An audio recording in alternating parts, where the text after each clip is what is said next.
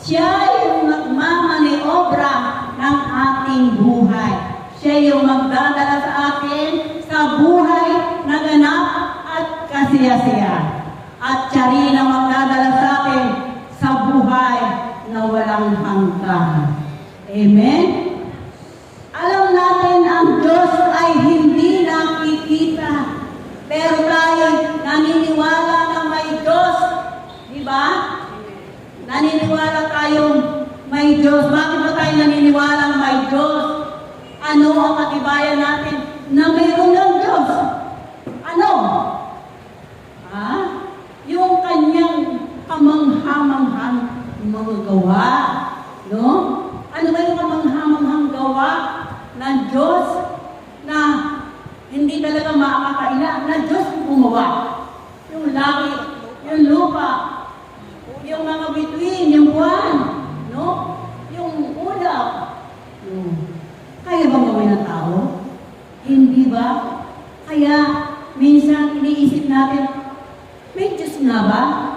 Yun ang nagpapakibay na mayroon ng Diyos na hindi nakikita sapagkat siya'y kumikilos sa ating buhay. Nararamdaman natin ang kilos ng ating Panginoon. Amen? Sino na nakaramdam ng kilos ng Diyos sa kanyang buhay? Diba? Mararamdaman mo yan. Kapag ikaw ay nananalig at nananampalataya sa Kanya, kapag ikaw ay lumapit sa Diyos, no? Siya ay nakahanda, no? Laging nakalahat ang Kanyang kamay. Welcome na welcome ka. Sapagkat yan ang inaantay ng ating Panginoon. Ang tayo'y lumapit sa Kanya. No? Magpakababa tayo, may mababang loob na lumapit sa ating Panginoon. At tayo'y ililigtas niya sa lahat ng ating mga problema, mga kung ano-ano, mga kaligtasan, mga kapahamakan. Doon lang tayo nakapit sa taas, no? Siya lang ang may magagawa sa ating mga buhay. Walang pinipili ang Diyos. Lahat welcome sa Kanya. Sapagkat ang gusto ng Diyos, lahat tayo makarating, no? Doon sa buhay na walang hanggan. Pero nasa ating pagpapasya, kung tayo ba'y tatanggapin natin ang ating Panginoon sa ating buhay. Marami kasi hindi tinatanggap si Jesus. Amen? Napakaswerte natin itong ating community nito sapagkat tayo pinili ng Diyos. No? Ang Diyos ay narito sa ating templo ito. Siya ang kumipilo sa ating mga kawain. Amen? Siya ang nagbibigay sa atin ng lakas, nagpapagaling sa atin. No? At tayo binibigyan niya ng buhay na ganap at kasiyasiya. Amen? Sino ba dito ang nagutom na? Hindi ba tayo sapat-sapat? No? Minsan sobra-sobra pa ang kinakain? Yan ang Diyos. Diyan mo makikita na may Diyos sa buhay mo. No? Dahil ang pagpapalay ibinubuhos sa iyo ng ating Panginoong Jesucristo. Amen? Palakpakan natin ang ating Panginoon. Hallelujah! Hallelujah! Yan. Hallelujah! Hallelujah! Hallelujah!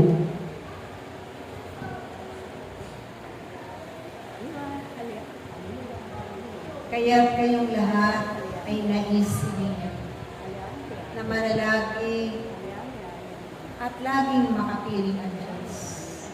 Laging lumapit sa Kanya, umasa at sumandig sa Kanyang mga kapangyarihan. Dahil kailanman kapag kayo'y hiwalay sa Diyos, wala kayong magagawa. Subalit ang Diyos napakaraming biyaya ang ipagkakaloob niya hanggang sa walang. Amen, no? Lumapit tayo sa Diyos at hindi niya tayo pababayaan.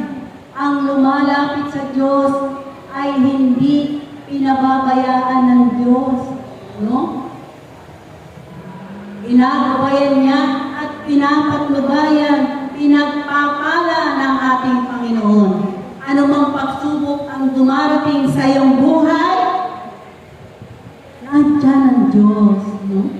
At yung pagsubok na yan, bakit dumating sa buhay mo? Magalak ka, sabi ni Santiago, sapagkat kapag sunod-sunod ang pagsubok na dumarating sa iyong buhay, ay pinatatatag ng Diyos ang iyong pananampalataya. Kaya tayo, kung may pagsubok, mararamdaman natin ang Diyos na katuwang siya sa ating mga buhay. Kaya tumitibay ang ating pananampalataya sapagkat nararamdaman natin ang Diyos. Kasama natin siya sa lahat ng ating pagsubok na nararamdaman dito sa mundong ito. Amen? Kaya nga tayo, wag nating isang tabi yung ating patutunguhan. Saan ba tayo tutungo? Dahil mahalaga yun sa ating Panginoon. Gusto niya kasi makasama niya tayo doon sa kaharian ng langit. Sino ba ang nagsabi sa atin may langit? Diba? Si Jesus? Oh. Naniniwala ba tayo may langit? Amen. Kasi si Jesus galing sa langit at siya'y umakyat din sa langit. Kaya totoo, may langit at mayroong impyerno. Si Jesus ang nagsabi niyan. Kaya tayo nananalig at nananampalataya sa Kanya sapagkat hindi sinungaling ang ating Panginoong Jesus. Amen. Siya ang katotohanan at ang katotohanan ang magpapalaya sa atin. Amen! Palakpakan namin ang ating Panginoon. Hallelujah!